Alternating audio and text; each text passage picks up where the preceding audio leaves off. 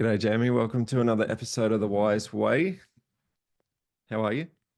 Yeah, good, Brenton. How are you today? Doing great, thank you. That's Now, good. in today's episode, we're going to talk about a topic that you've been pretty passionately coaching on for a long time, but leaning into quite a bit recently, which is all around the people side of the business and how to become better managers and better leaders.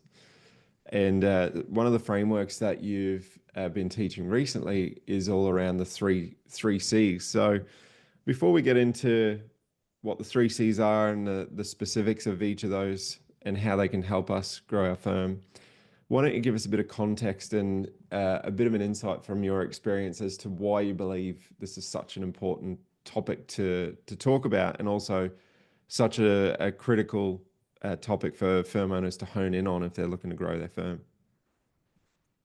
Yeah, well, I think it's, Brenton, I think in terms of the topic, it's all about, leadership.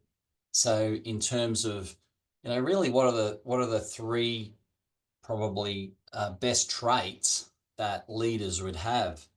And so I've been sort of working a lot, coaching and mentoring, and even with my own team at Sky Accountants around what I call courage, candor, and communication.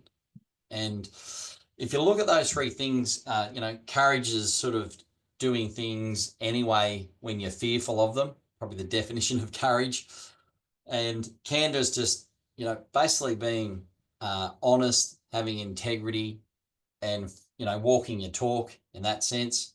And then great leaders are good communicators as well.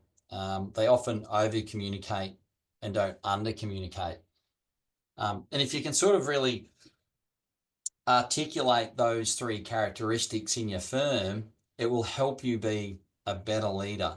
And, you don't always have to be liked, but ultimately, I think you'll find that you'll be respected if you follow those, the three C's, if you like. Yeah. So sometimes it's easier for us to understand some of these principles when we look at it from the opposite direction, and maybe some of the symptoms of doing what the opposite is that you're talking about there on the three C's. So if we were to take a minute just to look at, well, what is the opposite of each of those C's and how might that be showing up in your firm at the moment and some of the problems around that? Yeah. Well, I mean, if you look at courage, for example, the opposite of that is probably, I would say, shying away from problems. I think the best leaders that I've ever dealt with have had the courage to talk about what the problem is, and to go further. They've looked at the problem around facts and results, and having the courage to do that allows you to focus on facts and results, and so that it makes the courage easier. Where if you don't have facts and results, or you don't have, evidence-based type of discussions, it's easy to make it quite personal. So if you're going through change management and obviously, you're the leader of your firm or the owner, you might shy away of trying to make improvements if you feel like, someone's going to take your communication as a personal attack. So there's a lot of aspects around courage and finding courage, both at a personal and a professional level. But, courage is one of the things that you need to solve problems. But because it's like the old saying that, good leaders will often talk about the elephant in the room, and so having those hard discussions is absolutely crucial of how you conduct yourself. There's a book called Crucial Conversations, and there's a lot of books written around this and how to sort of raise topics that are difficult. And do you raise difficult topics with everyone there, or do you sit with each person individually and sort of communicate in that sense? So yeah, courage is a very important aspect of leadership, but you also need, I would say, tools that allow you to have the courage, so that so that you don't push people away from you when you do raise difficult questions or want to talk about problems in your firm. So that's going to show up quite often when someone like the firms we work with at Wize want to go on this journey of transformation. And, often that journey of transformation comes with quite a few changes. And as we know, people, a lot of people don't necessarily like change. And it's not that they don't like change, they fear what's on the other side of that change because they don't know what the change is going to bring. So that courage piece is probably very important in firm owners who are looking to grow and scale their firm, because big decisions, or not even big decisions, just a lot of decisions have to be made, don't they? And I think at that point, Brenton, too, the courage is also about firm owners and leaders being vulnerable. Mm-hmm. Like if you're vulnerable, people then will open up to you and say, "Oh, hang on, Jamie's only human." And often as a leader, sometimes the most important words you can say, "Hey, sorry, I was quite reactive to that. I didn't mean to do that." So sometimes as a leader, you have to be vulnerable to build trust as well, and not sort of put yourself up on this sort of ivory tower where you're unapproachable. I think the Yeah. best leaders, as Simon Sinek says, the great leadership guru, that great leaders have the courage to be vulnerable. So Mm-hmm. if you're listening to this and you're owning your own firm, sometimes the best conversation to build bridges with people and to develop those relationships is having courage around your own lack of leadership, and to put up your hand and say, "Hey, look, I'm not perfect, but together we can do this better." And that really instigates the teamwork. So you want to bring all these barriers down, Brenton. And Yeah.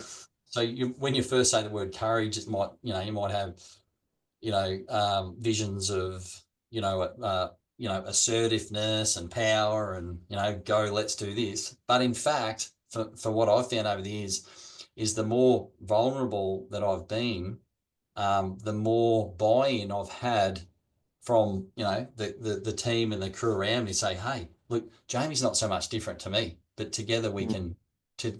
can reach the goal." So just be careful how you define courage, and if you bring the walls down, that takes courage, and to recognize that you're only human, and then you have empathy with people, and that's what you want. So let's talk about the second C, candor. Um, I wouldn't Yeah. use candor in my vocabulary that much, so I don't really fully understand it, other than being open and honest and frank about things. So, for the context of the conversation Yeah. around leadership, what does it mean to you, and yeah, how does it show up? Well, I think candor is, for me, it just represents authenticity. Mm-hmm. So if you're candor, you're honest, you're open, you're transparent, and you have a level of authenticity that perhaps others may not have. And it's associated with courage, because um, a lot of people will be thinking a certain thing, but they won't be candor about it. They won't, I guess, be truthful and tell you what they really think for fear of offending you, for fear of hurting others or whatever. So I think just candor is really around integrity, and for me is integrity is walking your talk. None of us are perfect, but trying to do what you say, Mm-hmm. trying to do what you say. So if I can give you a sort of a practical example, Brenton, is if you organise like a monthly or weekly, whatever it is, one-on-one with your team members, and you don't turn up to the meeting because you're too busy, your integrity just drops. So it's just a classic example. If you set meetings, and yes, you might have hiccups from time to time, but if you continually don't show up, it's just lack of integrity. And it undermines your character, is sort of another word for it, I suppose, another C word, Yes. undermines your character. Um, and so, having that candor, having that character, and following through on what you say, I think as a leader is really, really important. and I guess the definition of integrity for me is just walking the talk, walking the talk. So um, that's the key, because it's every touch moment, every interaction that you have with every team member, colleague, or peer. It either builds the emotional bank account, or it reduces it. And so Mm. you've got to be aware, and in this sort of area, in this area of candor, you've got to build into that self-awareness. And it's difficult because, obviously, lots of times we're very busy. We don't time to reflect and say, oh, debrief, almost say, oh, how did that conversation go? Could I done, could have I acted better? Could have I communicated better, in that sense? So, self-awareness is another sort of key attribute around leadership that probably fits into that integrity or candor piece. Because if you're not self-aware, um, you're not going to take people for you on the journey. You're not going to be in alignment, because I'll be thinking one thing and then you'll be thinking the other. You want to be self-aware of how you have an impact on others, and that's Yeah. important. As you're talking there, the word candor reminded me that um, one of the entrepreneurs that we follow, Alex Hormozzi, who's an Hmm. American entrepreneur, very successful at a young age in his own right. Yeah. One of his core values is candor, and it just reminded me of it then. All So right. I was asking ChatGPT to tell me what Alex was saying about candor, and it was literally what you were saying there around radical transparency. Radical And transparency. There you go. yeah, Yeah. and one of the things that bubbled to the surface as you're talking about the self-awareness piece there was the art of debate Mm. within a firm. And Ed Chan has often talked to us in firms about healthy debate within a firm, which you guys have Mm. embraced over the years at Sky as you've grown. So Yeah. does that resonate with you? Does the ability to embrace debate, does that fall into that candor piece? Absolutely. Candor's unreserved honesty. And, if you don't know what someone's thinking, or if you don't know what their problem is, how can you fix it? Mm, So you sort of came away from the meeting, um, not knowing what the underlying issue for a person is. So, if someone's not candid with you, you can't fix the problem. So, yeah. so as you're building a firm and you're developing your key people around you, it's important that you educate them to be honest with you, even if they disagree with you, Mhm. right? 'Cause that's where the magic happens. Because I've always found that, one of my favorite sayings is, "Hey, Brent, let's get to bed together because I believe two heads is better than one." I love always saying that. Yeah. People say, "Oh yeah, I'm happy to have input into that." So yeah, absolutely. You've got to create an environment where people feel safe to express their opinions without being belittled Mhm. either. So, so and you always focus on the result. What are we trying to achieve? So, great leadership is unreserved honesty and sincere expression, you know. Mm. Um, Without, again, without, with having the wherewithal to not take it personally as well, because that's just right. reflecting on my own journey when Mm, this concept of debate was introduced, I found also I had to look inward and focus on my own private victory, because I would be taking things personally yeah, if my partners, yourself or Ed, didn't agree with what I was suggesting. It would be like a personal thing. But then the penny yeah, dropped one day, and it's like, actually no, if we just are candid with each other and openly debate this, everyone mm, wins because the result's better, and I don't need yeah, to take it personally. So that yeah, and self-awareness piece is huge, isn't it? yeah, and that's why the importance of your meetings is, because at the end of the day, Brenton has an input, Jamie has an input, Ed has an input. Three heads are better than one. And Mm, at the end of the day, you might find that a third of what you're thinking is right, a third of what Jamie's thinking is right, and a third of what Ed's thinking is right.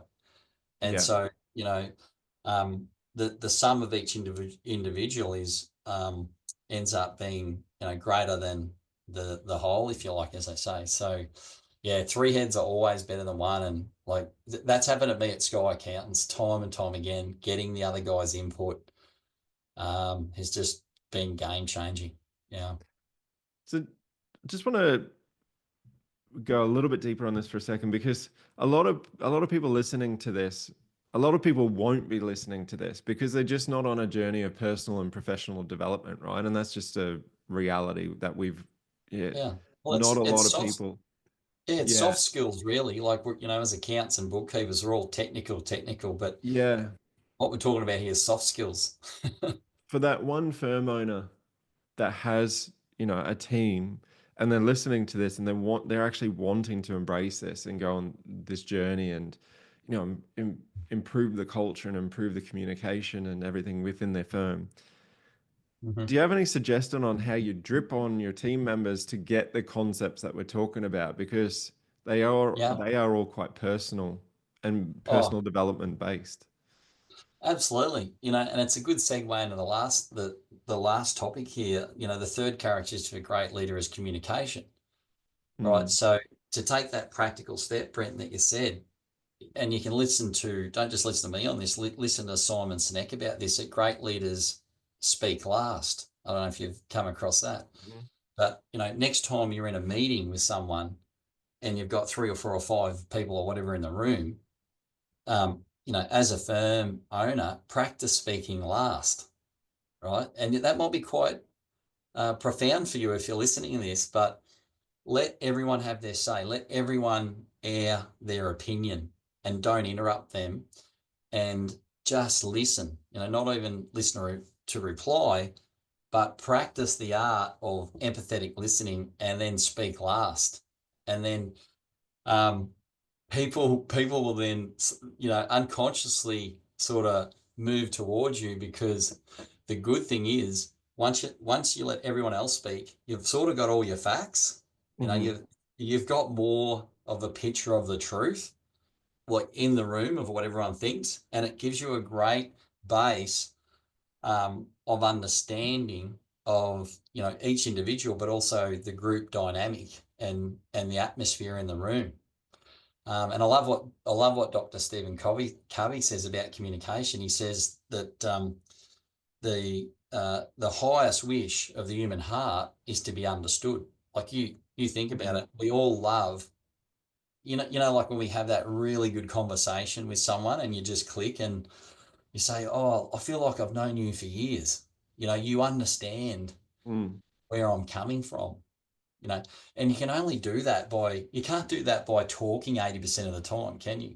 You know, That's right. I think about those conversations where you walk away from that conversation, you go, geez, they're a good person, or geez, that was a great chat. And you realize you were thank you, not for talking the listening. whole time and they were just asking you questions. Yeah, because Yeah. you can't forget this. And I know, I've read 1,000 books on my journey, Brenton. And another saying is that listening is ultimately giving. Mm, It's the old saying, it's more blessed to give than receive. And if you want a practical application of this, just practice listening and speaking less, and then just sort of confirming what people say. Is that, oh, so Brenton, did you feel like this? And you'll mm, say, yeah, yeah, Jamie, I felt just like that. And so you're building that connection, you see. mm. But as you know, you and I, we've coached a lot of people over the last 6 years, and we've seen some discussions where leaders come in and they say, no, you need to do it like this, and you need to do it like that. And you've got to follow this process like this, and you got to meet the budget because of this, right? And so you're really alienating the person that you're talking to. So you want to sort of start the opposite and ask a lot of questions. There's such a great book. It's the six. I've got it. I've actually got it here on my desk. Everyone Deserves a Great Manager: The Six Critical Practices for Leading a Team by Scott Miller.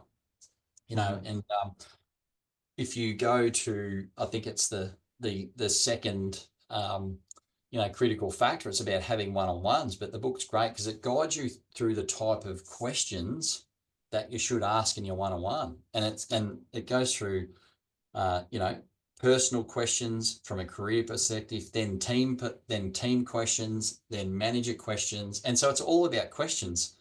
So if you sort of look at it in that context, have a guess what you have to do if you're asking questions. Listen. Listen. Like listen. So the third factor there of great leadership is great communication. And from a practical aspect, speak last in your meetings, reinforce, did you feel this way, and reinforce how they felt and focus on feelings, and then and only then you can really build those bridges and those interpersonal relationships with each of your direct reports. And then you'll notice a change heading towards, the bigger vision for the firm, because you'll be reinforcing what each individual wants to achieve and how they're feeling, reinforcing your understanding of their place in their career and the firm. And if you can do that and then tie that in with where the firm is heading as a whole, you'll get a lot more alignment and goal alignment, and they'll get a lot more career satisfaction as well, because their leader understands them. Mm-hmm. Yeah. Often on this journey of implementing these things and taking away something from today and practicing it, we fall back into old habits pretty quickly, and then we tend to, as humans, beat ourselves up when we fall into those old habits. So what do you say to that, and looking back at your own journey of transformation and looking at the Jamie firm owner 10 years ago versus the Jamie firm owner now, what advice would you give on that journey? Yeah, I think just honoring your calendar first. So what I mean by that is, if you're listening to this and you currently don't have any form of one-on-ones with your team members, that's a real wake-up call. So, and what I mean about one-on-ones, you may be having one-on-ones, but it's all technical. I'm not actually talking about that. I'm talking about one-on-ones where you come in with a series of questions and say, how are you feeling about your job this month? How are you feeling about your career? How can I support you better? What do you see as the biggest stumbling blocks in your current role? How would we fix them? Right. These are really questions, open-ended, that really get people thinking about how to improve their role, and also, the firm as a whole. Mm-hmm. So the key takeaway there is to, grab your calendar, grab your diary right now, schedule in your one-on-ones, grab the book, grab the, if you're not a Wize member, grab the information we've got and the templates on how to have one-on-ones, and then start changing. But, honor your calendar first. If you don't turn up to these meetings, it will just undermine your leadership, and people will then think, oh, I'm not important to such and such. So, really probably the one-on-ones, Brenton, really encompass those three things: courage, candor, and communication. Mm-hmm. And you can, and funny enough, it all comes back to people, doesn't it? Yeah. Just to speak to the one-on-one piece quickly, because I know a lot of people will be listening and going, hang on, I got 15 team members. Like, I'm busy enough as it is. I've got 150 emails coming in a day, clients calling me left, right, and center. How the hell am I meant to fit 10 one-on-ones in, a week with my team? Yeah. What's the secret sauce there? Yeah, well, that's where you need to, you really need to look at your firm's organizational chart. You need to sort out, whether you've got teams or not, how your direct reports are organized, and, whether you've got, I guess, a wide and shallow team where everyone reports to you. So at another consultancy level, you really need to sort out your org chart. You need to sort out like who reports to who. So there's a lot more sort of consulting that you would require around that, I'm because not going to open that can of worms in this podcast, but we've certainly got episodes around the deep and yeah, narrow team structure, which is what I think you're alluding to there, and yeah, team design. that's right. You shouldn't have any more than really 5 direct reports, because after that, your management and leadership ability starts to dilute, and it's a good podcast for another day. Yeah. Perfect. Well, Jamie, the three C's have been enlightening. I think there's a lot of practical takeaways from them, and I honestly believe you you can easily implement them and And easily learn them. practice them. That's right. So Yeah. I hope everyone listening has taken something away from that conversation. And if you'd like to know more about the three C's, or you'd like to lean into more of your leadership development, reach out and or give us a comment on this episode, and I'll happily send you in the right direction. But Jamie, thanks for sharing that. I know you're really passionate about this at the moment, have been for a long time, really, but really peeling back the layers on it. So looking forward to some of the episodes that will come out of your experience on this. No worries, Brenton. Good. I look forward to the next episode. Cool. See you soon. Bye.